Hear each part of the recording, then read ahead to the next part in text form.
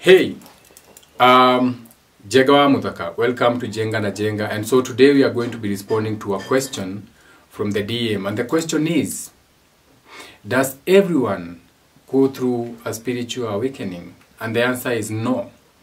So this answer may surprise you. However, in the community, or in what you can call in the world, in the community today, we've heard of terms of people calling some people what you call NPCs. They call them non-participatory persons. In the language, like for example in our language, in the Kikuyu language, when you listen to the language, when you're talking to a group of people, we talk of modo or ado. So in between the groups, we have people who are supposed to be in that role whereby they are going through life totally unconscious. So there's no way they can awaken until their time is right. So there's no point whereby you'll be like, okay, everyone can be awakened. No, there are some people who are just going through life or going through the phase, everyday life, and for them we can't do anything about them. You can't change them. It's their karma. They have chosen to be in that state.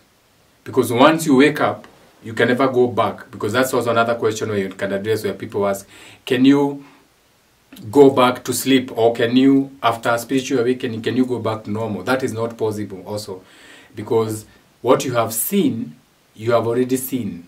So you cannot unsee what you have already seen. So the next group of people will be the people who are unconscious, but then they awaken to real life. For example, there are some people who go through what you call near-death experiences. Or there are some people who are going to go through what you can call extreme stresses on their part. So these are people who are going to go through something like extreme trauma.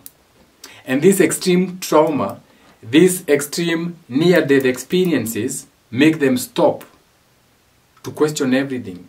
And this is the most common way of spiritual awakening, where people go to what you can call almost death, losing everything they owned, if it comes to businesses, associations, and these things all of a sudden make them question everything.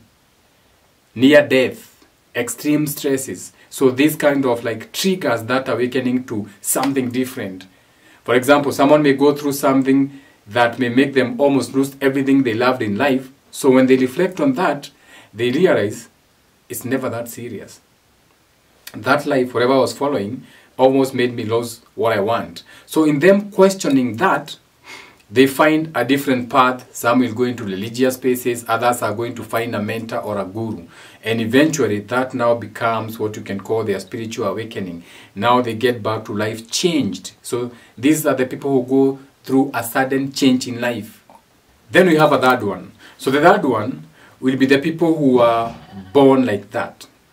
In our communities, kuna watu tuko nasema masialetwa na abogo. So these are the people who are born weird. They are weirdos. These are the people who are born into the world and they don't fit. From day one, from the first day, nothing seems to rhyme or work. Everything seems to be at odds.